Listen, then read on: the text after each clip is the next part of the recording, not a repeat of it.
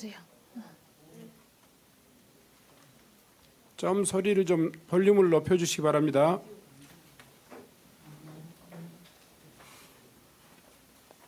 다 근거자료 다 했어. 근데 뭐 해주는 게 보니까 그냥 스마트워치밖에 없더라고. 뭐 그렇다고 해서 이걸로 뭐 사실은 상황이 생겨야지만이 이제는 부르는 거니까. 그치. 그럼 그렇지. 지금. 그게 최선인 거겠지. 네, 작년 7월 17일에 있었던 인천 스토킹 살인 사건 피해자 이은총 님이 지인에게 도움을 청하면서 한 말입니다. 이 통화가 이루어지는 순간에도 가해자는 피해자의 집 앞에 있었고 한 달이 지난 7월 17일 결국 피해자는 살해됐습니다. 조지우 청장님, 그게 최선인 거겠지? 라고 하는 이 피해자의 질문에 청장으로서 어떻게 답변하시겠습니까? 글쎄요, 그 뭐 사망한 분에 대해서 참 가슴 아픈 일인데 경찰이 그 어떻게 해야 되나 이런 여러 가지 생각을 하게 만듭니다. 네, 우리는 여전히 교제폭력 대응에 최선을 다했냐라는 이 피해자의 질문에 제대로 답하지 못하고 있습니다. 오늘 이 자리에 교제폭력과 스토킹 같은 친밀한 관계 내에서의 폭력으로 목숨을 잃고 고통받은 피해자분들을 대신해서 이 인천 스토킹 살인 사건의 유족분이 직접 출석해 계십니다. 이경숙 참고인님 나와 계시죠? 네, 네, 간단히 자기소개 좀 부탁드립니다. 네, 인천 스토킹 살인 사건의 유족이자 거제 교제 살인 사건 그리고 바리깡 사건 다른 교제 폭력 피해자 유족분들과 범죄 피해자 연대를 함께하고 있는 이경숙입니다. 네, 교제폭력으로 사랑하는 사람을 잃어야 했던 참고인을 비롯해서 모든 교제폭력 피해자분들과 또 유족분들께 깊은 위로의 마음을 전합니다. 쉽지 않은 자리겠지만 오늘 이 자리에 용기 내어서 나와주셔서 진심으로 감사드립니다. 이은총 님이 세상을 떠난 지 1년이 넘었지만 현실은 달라지지 않았습니다. 여전히 교제폭력 사건의 절반 이상이 현장 종결로 처리가 되는데요. 피해자가 처벌을 원치 않아서라고 경찰은 현장 종결의 이유를 들고 있습니다. 실제로 이은총 님이 경찰에 신고했을 때 좀 어떤 일을 겪었는지 말씀해 주시겠습니까? 경찰에 신고를 했지만 부상 정도를 파악하거나 주 가해자를 구분하지 않았습니다. 동생의 사건과 거제도에 있었던 교제 폭력 사건에서도 경찰들은 쌍방폭행이라고 하였고 오히려 경찰에선 피해자인 동생에게 경고장을 주었고 거제 교제 폭력 사건 피해자분께서는 200만 원의 벌금을 내야 했습니다. 그러나 이날 동생의 부상은 갈비뼈가 골절될 정도의 심한 부상이었고 거제 교제 폭력 사건의 피해자분은 지속적인 폭행을 당하다 결국 사망하셨습니다. 네, 이런 일들이 현장에서 벌어집니다, 청장님. 오히려 피해자들이 벌금을 내고 상호 간의 폭행이다라고 종결되고 처벌을 원하지 않는다고 현장 종결해버리는 일들 때문에 목숨을 결국엔 잃는 피해자들이 존재합니다. 앞서 함께 들었던 음성처럼 피해자는 스마트워치를 지급받은 이후에도 가해자에 대한 공포에 계속해서 시달렸던 것으로 보입니다. 피해자가 경찰의 안전조치에도 불구하고 왜 안심할 수 없었는지 혹시 참고인께서 좀 전에 들으셨던 내용이 있으실까요? 동생의 2심 판결문에는 피해자는 피고인으로부터 자신을 방어하기 위해 법률에 마련된 모든 조치를 취하였음에도 사망하였습니다라고 적시되어 있습니다. 스마트워치는 가해자가 주변에 있어도 피해자의 눈에 띄지 않으면 효용이 없을 뿐더러 흉기를 들고 살인에 이르기까지 1분이 채 걸리지도 않는데 스마트워치를 누른다고 한들 피해자가 살 수 있었겠는지가 의문입니다. 이미 범죄에 노출되어 올바른 판단을 할 수 없는 피해자들에게 신고를 스토킹으로 하지 않았다, 스마트워치는 스스로 반납하였다 등의 책임을 전가하는 것이 경찰에서 할 수 있는 최선인지 묻고 싶습니다.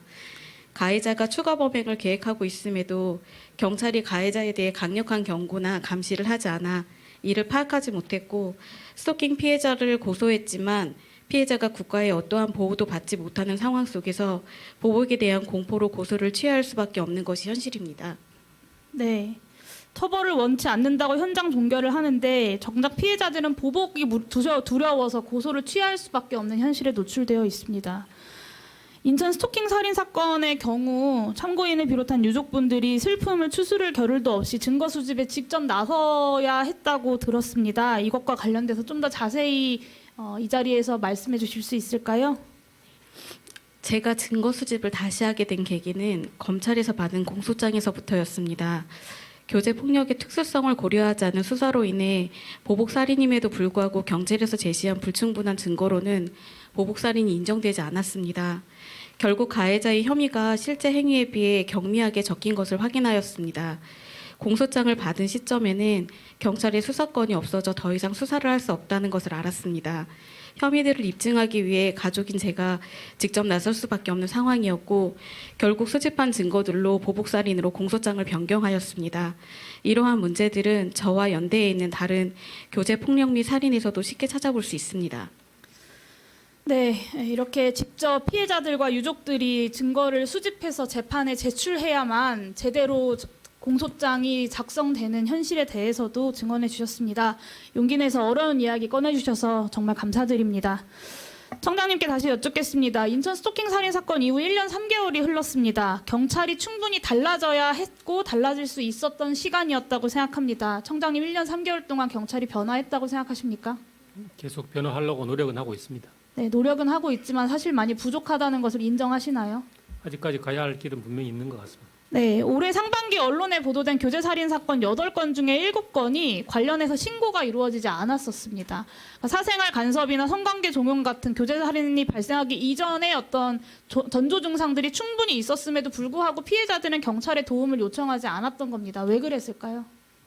그것은 그 교제 폭력이나 관계성 범죄가 가지는 어떤 그런 특수성도 분명히 있다고 봅니다. 경찰의 미온적인 대응으로 인해서 신고해도 소용이 없다. 경찰로부터 충분히 내가 보호받을 수 없다라는 절망감을 학습했기 때문입니다. 이 스토킹 처벌법 개정 이후에도 스토킹 범죄의 현장 종결률이 높고 신설된 잠정 조치 사용률이 낮다라는 보도들 보셨죠, 청장님? 예.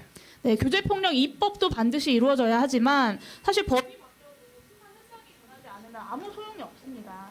그러니까 법이 없고 피해자가 원치 않는다라는 말 뒤로 숨을 게 아니라 교제폭력에 대해서 경찰이 적극적으로 조치하고 적극적으로 개입하고 적극적으로 수사에 나서야 합니다. 그러니까 교제폭력을 처음 신고했을 때 제대로 대처하는 모습을 피해자뿐만 아니라 가해자에게도 보여줘야 하는 거고요. 교제폭력 이후에 신고자를 찾아가서 추가적인 피해는 없는지 확인하는 방문 모니터링이 사건 초기부터 좀 빠르게 이루어져야 한다고 생각합니다. 그런 조치 좀 취해 주시겠습니까?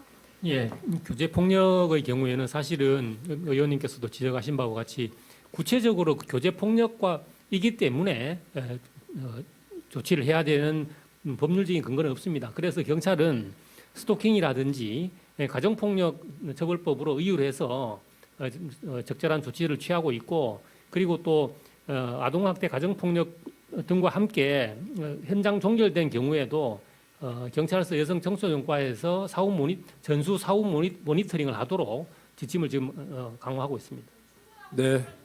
마무리하겠습니다. 네, 충분하고 네. 적절한 조치가 이루어지지 않고 있다고 말씀드리는 거고요. 피해자에게 전화해서 안부 묻는 걸로는 교제폭력을 막을 수 없고 그것에서 이어지는 살인사건도 막을 수가 없습니다. 청장님.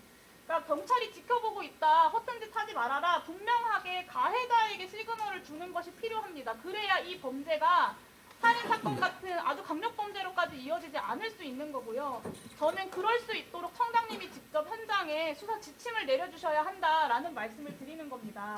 그러니까 지속적인 모니터링 그리고 법적인 제재수단 도입으로 국가가 이 범죄에 대해서 끝까지 처벌할 것이다라는 명확한 신호를 줘야 하고요. 경찰 차원에서 적극적인 네, 정리하시죠. 정보와 모니터링 시스템을 도입해 주시기를 그래서 잘못된 수사 관행이 반드시 변화할 수 있도록 조치해 주시기를 요청드립니다. 이상입니다.